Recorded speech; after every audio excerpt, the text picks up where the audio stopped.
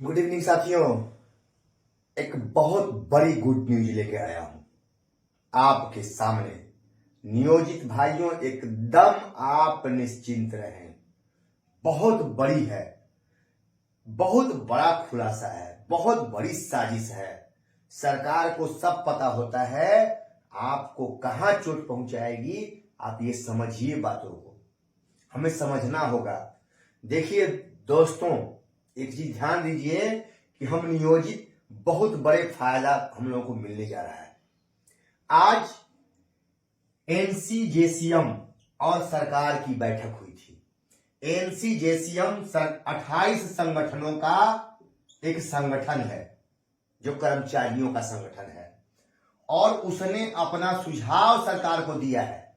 ये समझिए, एनसीजेसीएम 28 संगठनों का, ये कर्मचारियों का 28 लोगों का संगठन है जो सरकार को सुझाव दिया है। अब सरकार को सुझाव क्या है? 8वां पे कमीशन में। ये समझिए, इस झोल को समझिए कि क्या सुझाव दिया है और उसमें नियोजित को कहां फायदा होने जा रहा है। इस नियोजित के नियमावली को सरकार क्यों समाप्त करना चाहती है, अब खुलासा हुआ है। सरकार पहले से जानती है। और एक बात बता दूं मैं आपको, बड़ी मछली हमेशा छोटी मछली का शिकार करते हैं, या जान लीजिए इतना। ये 7th CPC या 8th CPC जो भी कमीशन होता है, उसकी मॉनिटरिंग कौन करता है दोस्तों? तो बड़े आईएएस अधिकारी होते हैं। बड़े आईएएस, जो बड़े आईएएस अधिकारी होते हैं, आईएएस जो सचिव, प्रधान सचिव, बड़े ओहदे पर पहुंच जाते हैं, वही इसकी मॉनिटरिंग करते हैं, वही इन चीजों को बनाते हैं। 8वां पे कमीशन हो चाहे 7th पे कमीशन हो, सब वही आंकड़ा तैयार करते हैं। तो पहले आपको उसमें बड़ी मछली और छोटी मछली का एक आंकड़ा समझा देते हैं दोस्तों। 7th पे कमीशन में ये जो मैं 10,000 दिखा रहा हूं, ये 53,000 दिखा रहा हूं। इसमें छोटे कर्मचारियों को बहुत बड़ा नुकसान हुआ था 7वें वेतन आयोग में। ये पेंशन है दोस्तों, जो छोटे कर्मचारियों को 10,000 पेंशन मिलता था, दिया गया, वही 53,000 पेंशन बड़े कर्मचारियों को दिया गया, जो आईएएस रैंक के वगैरह के होते हैं, उनको 53,000 यानी 5 गुना अंतर पेंशन में कर दिया गया था। तो वो अपने तो उठा लिए इसको, 53,000 5 गुना बढ़ा लिए, और छोटे कर्मचारियों को 10,000 कर दिए। कितना बड़ा झोल था। छोड़िए इन चीजों को, अभी आगे बढ़ते हैं। अभी 8वें वेतन आयोग में क्या हम लोग को लाभ होने जा रहा है, ये समझिए। अब दोस्तों, ये 8वां वेतन आयोग में 1300 से 1900 का ग्रेड पे होता है दोस्तों। 1 और 2 लेवल 1 और 2, दोनों लेवल में 1300 से 1900 तक का वेतन आता है। 2 लेवल है ये, 1 और 2 लेवल। अब ये सरकार, ये सुझाव जो गया है 28 संगठनों का, उस सुझाव में कहा है इन संगठनों ने कि दोनों ग्रेड को मिला के 1 कर दीजिए। ठीक है, दोनों ग्रेड 1 हो जाएगा, यानी 19,900 से 63,200, जो 18,500, 18,000 से 56,900 था 1 का, और 2 का था ये, इसमें अंतर था। लेकिन अब दोनों का क्या हो जाएगा? यही हो जाएगा, 19,900 से 63,200। ये चपरासी वगैरह का ग्रेड होता है दोस्तों। अब समझिए, ये फायदा हो गया कि नहीं हो गया? ये बड़ा वाला इसको भी मिल गया, 1 को भी फायदा हो गया। अब समझिए बात को, 1 वाले को जो 18 से 56 था, वो सीधे 19 से 63,000 हो गया, बढ़ गया इसमें। समझ गए बात को? ये दोनों को मिलाने का सुझाव दिया गया है। अब हम लोग दोस्तों किस कैटेगरी में आते हैं? हम लोग लेवल 3 और 4 में आते हैं, जिसमें 2,000 क्लर्क लोग आता है, और 2400 जो ग्रेड पे था हम लोग का, उसमें 3 और 4 आता है 2,2400, जो बेसिक ग्रेड और स्नातक ग्रेड के शिक्षक आते हैं, दोनों ग्रेड में, जो हम लोग की नियमावली में है, 2020 वाली नियमावली में है।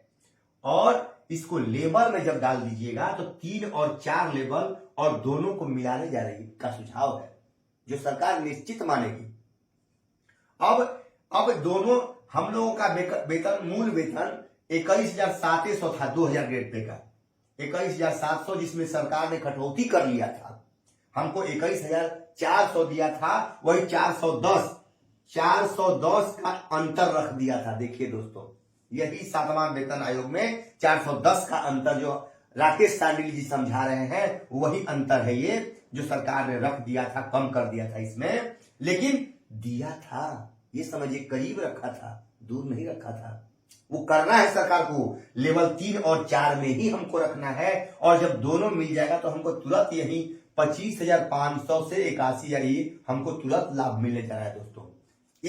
दोनों एक मिल जाएंगे तो ये अब हो जाएगा 2400 ग्रेड पे वाला, 2,000 वाले को भी 2400 वाला मिलेगा, और इसमें 1300 वाले को भी अब 19,000 वाला मिलेगा। ठीक है, तो हम लोग यही फायदा में आ गए, समझ लीजिए इस चीज को। हम लोग यही लेवल में डाल जाएंगे, हम लोग का सीधा अब हम लोग इस लेवल में आ जाएंगे, 2,000 वाला सीधा 2400 लेवल में आ जाएंगे। और दोस्तों जो 2800 का लेवल था वो अब कहां जाएगा दोस्तों, 4200 और 5 और 6 लेवल है, 4200 और 2800 को मिलाने का इसमें सुझाव है। अब 4200 वाला 2800 वाले का भी किसमें आ जाएगा, 35,400 मूल वेतन, 35,400 मूल वेतन हो जाएगा। 24 इसमें 2024 वाले का 25,500 हो जाएगा और 19,900 उनका हो जाएगा।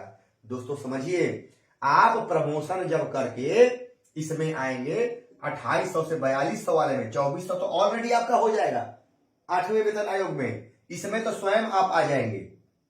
अब आप प्रमोशन करेंगे तो कहां जाएंगे, अब बेसिक और ये दोनों एक हो गया। अब आप प्रमोशन करके मेरे दोस्तों कहां जाएंगे, 2800 से 4200 वाले में, यानी 35,400 आपका मूल वेतन होगा। देखिए, यही आंकड़ा तो सरकार आप लोगों को से छुपा रही थी और आप लोग भाग गए विशिष्ट में। अरबों रुपया सरकार बचाई है आपसे, खरबों रुपया बचा ली है। यही आंकड़ा जो 8वां में होने जा रहा है, और समझौता है केंद्र और राज्य से कि जो लागू करेगा वो आपको देना है, राज्य सरकार को भी देना है।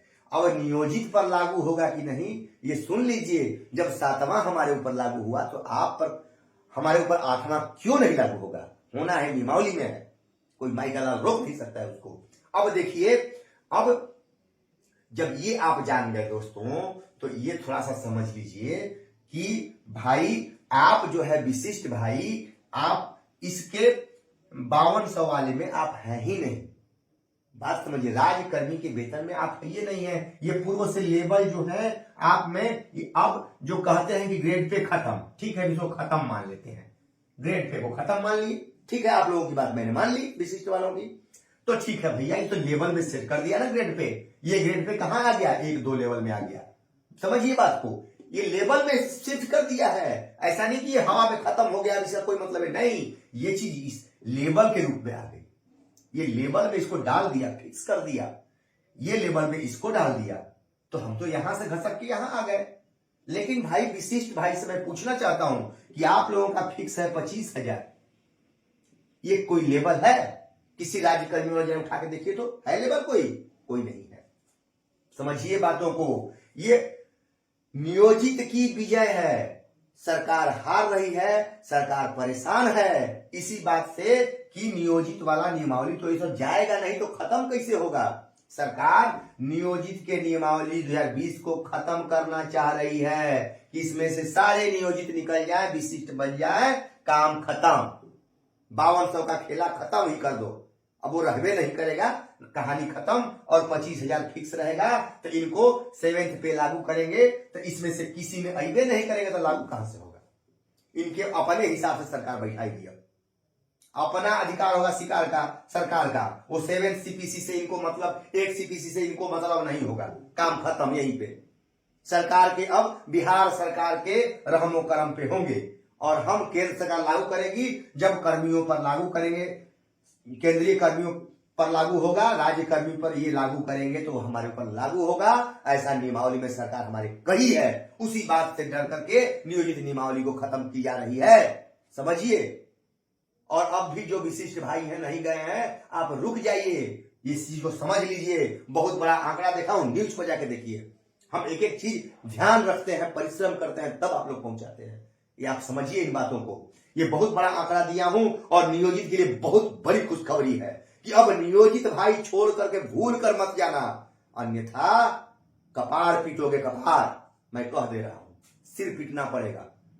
ये जो मैं दे रहा हूं ना, बहुत परिश्रम करता हूं इस पे, 2 घंटा बैठा हूं मेरे भाई, तब जाके ये आंकड़े निकाला हूं। और उसमें कई भाई लगातार फोन कर रहे हैं, उनके क्योंकि मेरा कंसेप्ट नहीं हो पाता है, बैठ नहीं पाता हूं, क्योंकि इतना फोन भाइयों का आता है कि मैं परेशान हो जाता हूं।